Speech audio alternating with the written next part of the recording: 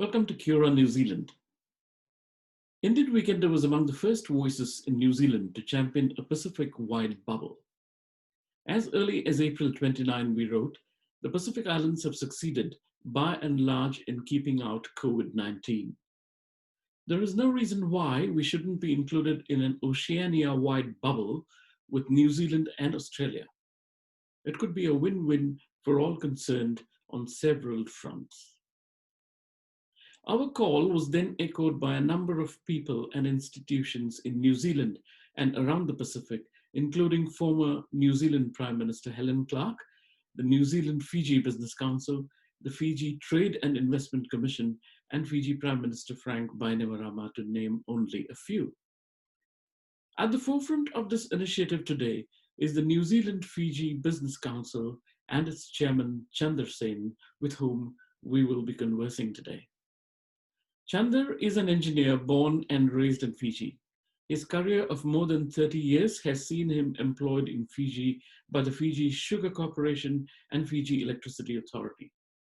Since moving to New Zealand, he worked for leading engineering companies, and in 2010, he started Pacific Engineering Projects Limited, a New Zealand headquartered design and build engineering company working across the Pacific, including Fiji. He is the current president of the New Zealand Fiji Business Council. Chandar has been relentless in following up with all concerned in trying to turn a Pacific bubble, which the Fiji Prime Minister recently termed Bula Bubble, into reality. Join me in my conversation with Chandar today on when, and if at all, the Bula Bubble is likely to happen. Hi, Chandar, and welcome to Kia Hora, New Zealand. Kia ora. We were talking about the Bula Bubble, which Fiji has, announced some time back, just a few days back.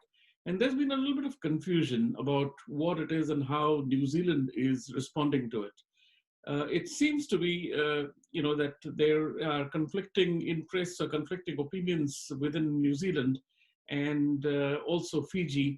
And there seems to be, everything looks a little bit hazy. Now, since you are the chairman of the New Zealand Fiji Business Council, and you already had a few interactions with both governments and officials in both countries, maybe you can bring us and our viewers up to speed about what's happening? Thanks, Dev. That's one question that got brought up in our networking session yesterday. And so this morning, I wrote to the Minister for Tourism in Fiji and his PS, and they responded very quickly with a clarification. And the clarification that the Business Council had sought was, does a intending person or a person intending to travel have to actually quarantine in New Zealand for 14 days, then have a clearance within 48 hours of traveling before traveling to Fiji, or you just needed a clean or clear test in 48 hours before traveling?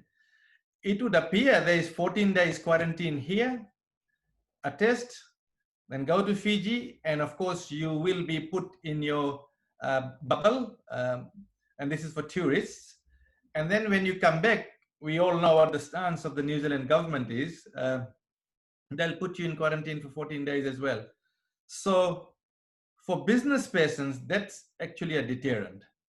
And we have written this morning to the minister and the PS, and they have responded with some clarifications. And one of the clarifications was that they're working through this now to fine tune it, so polishing it off.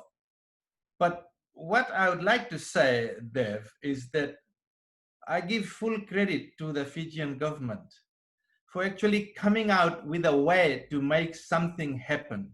They have not just sat back and waited for a particular bubble to come in place as a prerequisite before their bubble is open. So they are actually proactive. They have come up with something. Sure, like any thing to do with COVID-19, there will be some teething problems. We've had our own share of those here in New Zealand, and they're working through that. And so I haven't gone through the full clarification email that has come from PS Shaheen this morning, and he sent me the link where we can get the answers to those questions. But on the face of it, yeah, 14 days here, plus a test within 48 hours of traveling. And then, of course, when we come back to New Zealand, we'll have to 14 days here. Other than credit to the government for starting something, looking for a way to make travel happen, rather than just simply shutting the borders down. I think a bit of work is required in polishing it off. And I'm hoping that the New Zealand government will support the Fijian government to bring it to pass and not forever be bound in this thing that they will first open the Australia-New Zealand travel bubble before they look to the Pacific. What's been the response from the New Zealand government to the Bula Bubble? So, as you may know, the council approached the New Zealand government. We wrote to the Minister for Foreign Affairs, Right Honourable Winston Peters, early in May, and putting to him our basis for opening the Fiji-New Zealand bubble. As being the New Zealand Fiji Business Council, our focus has been the New Zealand Fiji bubble, and it's not hard to work out why. Fiji is one of New Zealand's top 20 trading partners in goods and services. And we all know that some of New Zealand's trading partners, other trading partners, have difficulties with COVID. And so rather than waiting for those to materialize, we should actually nurture what is one of our top 20 trading partners. So we went to the government and sought from them some concession to allow Fijians to travel here, because they are COVID-free. They have been COVID-free for more than 2 months. At the time we wrote, they were more than a month COVID-free. They have a World Health Organization accredited testing laboratory, the only ones in the Pacific, other than, of course, Australia and New Zealand, to have that. So they had all the things, they got all the ticks, I guess, if you want to say it that way. And at the time we had approached our government, New Zealand was in the same position. They had eliminated COVID for that duration. So we thought, what's the difficulty traveling between two COVID-free countries, and two countries which have a very strong relationship going back many years? You know, New Zealand's second ever double tax agreement was with Fiji. So our ties are much longer and stronger than many other companies. Many other countries. So we went to the government, and for a month, we copied it to Minister David Parker as well. His office gave us an acknowledgement. And then for a month, we did not hear anything from our government. So we went to the media. And on the day we went to the media, we got an email from the Minister of Foreign Affairs office, Right Honourable Winston Peters' office. And he mentioned that Honourable David Parker and Honourable Ayaz Sayed Qayyum have been in dialogue on this very subject. So that was very heartening.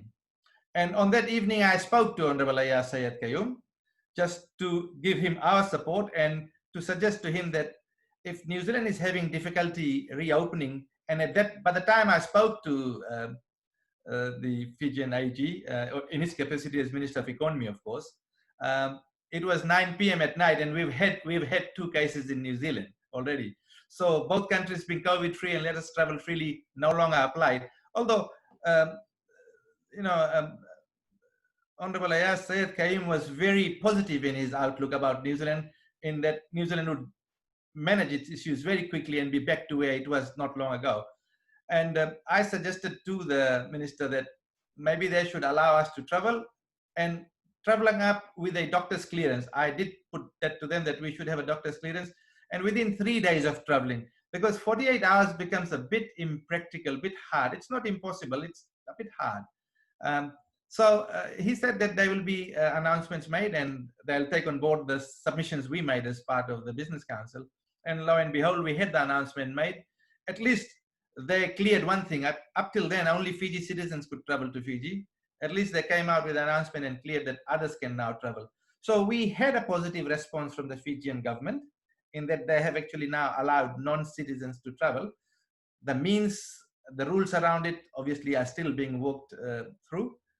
In terms of the New Zealand government, from the government, we have not had any direct advice as to what their intention is regarding the New Zealand Fiji bubble.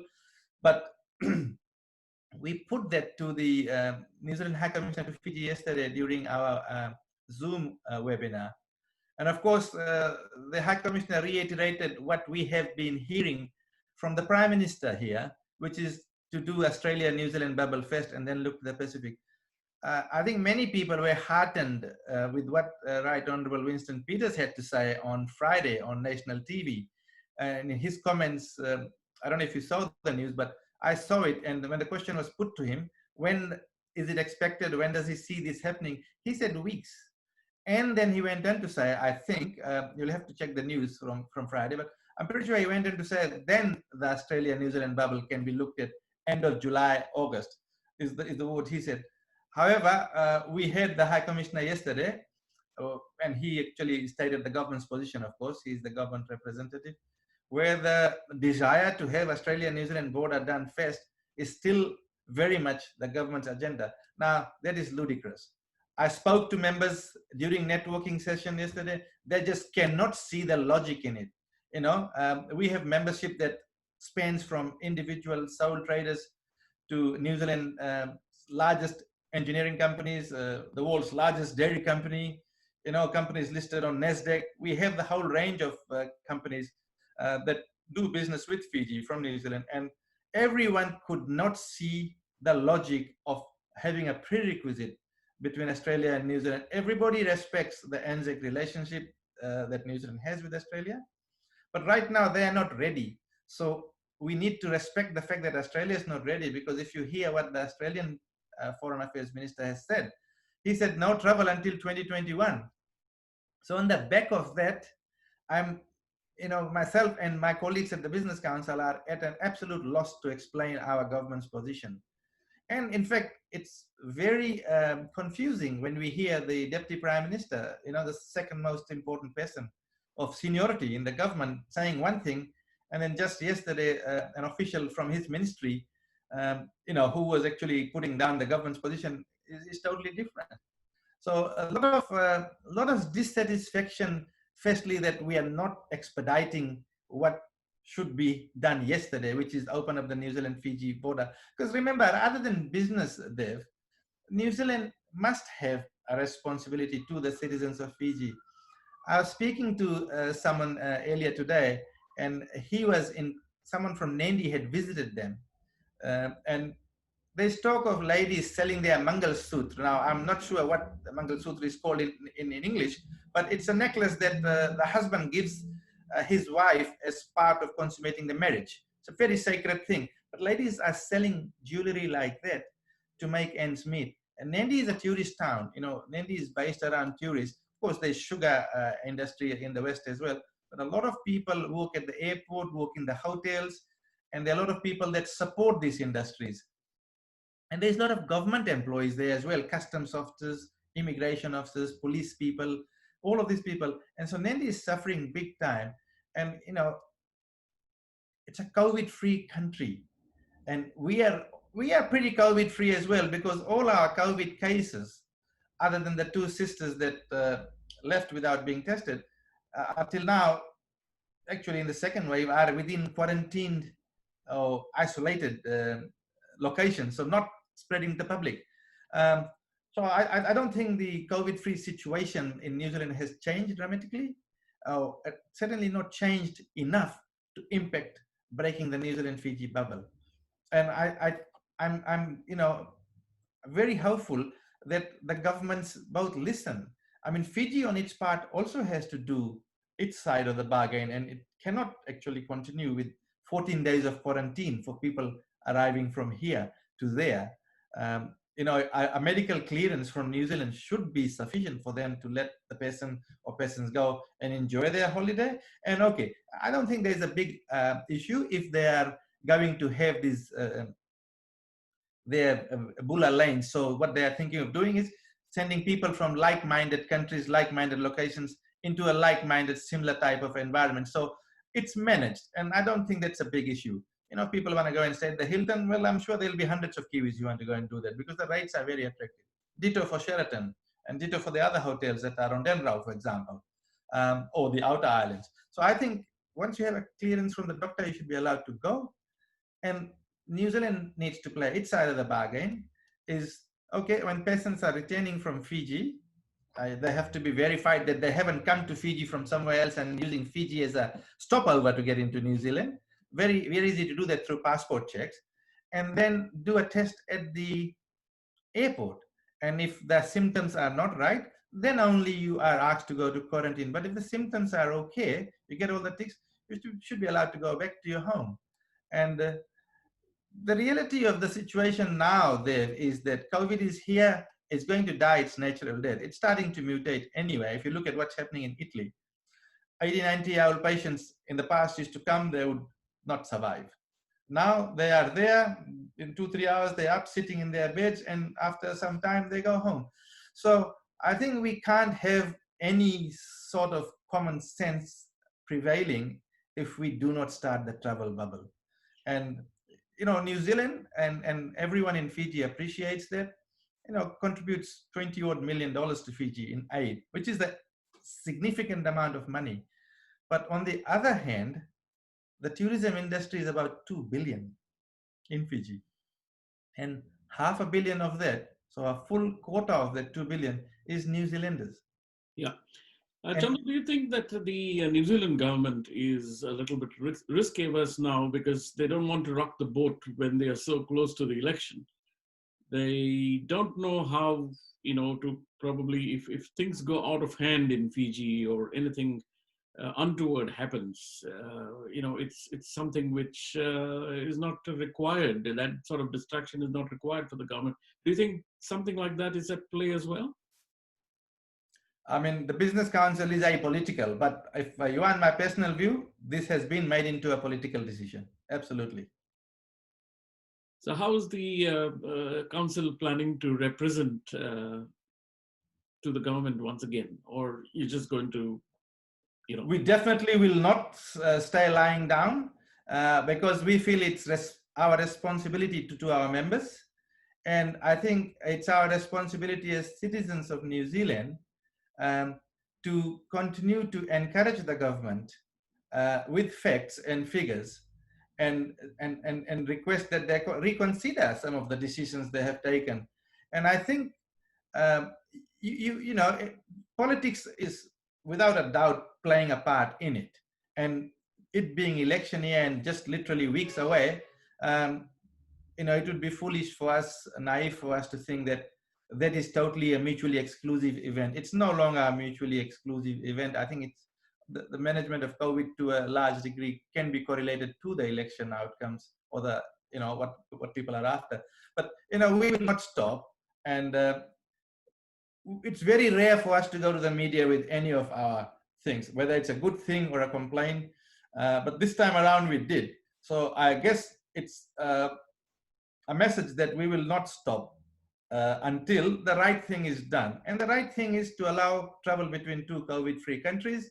By all means, have the necessary smart checks.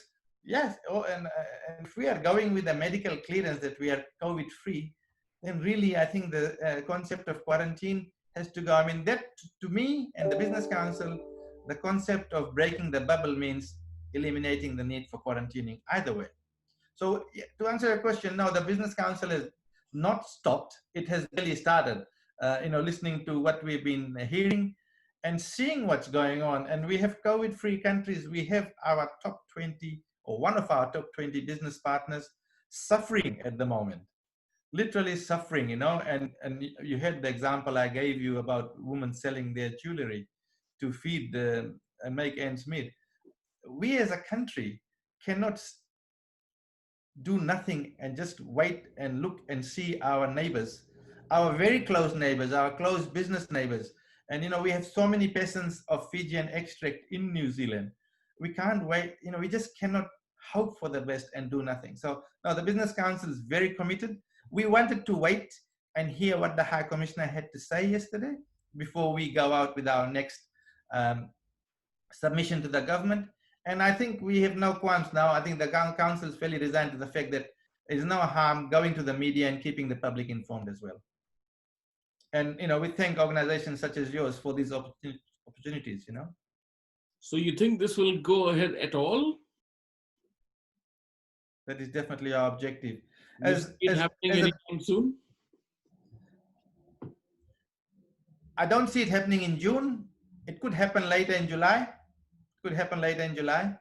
Um, you know, the Business Council has been in existence for more than 30 years and has done a lot of good work, and that's been acknowledged by prime ministers of both countries. As late as last year, the Deputy Prime Minister here acknowledged our work and what we do. And Business Council has been very active in actually monitoring the trading relationship. So, we are now over 1 billion, and the Business Council, no other entity, not NZT, not the Trade Ministry, Business Council set a target of 2 billion by 2025. And, we have to, that is an achievable target. And to do that, we got to keep moving. Sitting here is not going to make that happen for New Zealand and for Fiji. So, I mean, we're going to push for it, Dev, and we're not silly about it. But right now, we do not see the logic in the reason that first we have to do Australia-New Zealand bubble before we consider Pacific. It just does not have any logic around it, other than it being political. Now, we hear that Australia is our long trading partner. We have a lot of history together. We fought battles together. We got the Anzac spirit. But we do fight each other. When it comes to rugby, we give them a hiding. So I'm sure they know there'll be times when we have to make our own decisions for the best outcomes. And seeing Australia has come out and said that people can't be traveling here till 2021, I think our government needs to look at that as well. Exactly. Yep. Well, thank you very much for coming on Hora New Zealand, Chandar, and wish you all the very best, and the Business Council as well, to influence both governments to get going with the Bula Bubble, and follow that up with the Pacific as well. Okay, thank you. Thanks for the opportunity.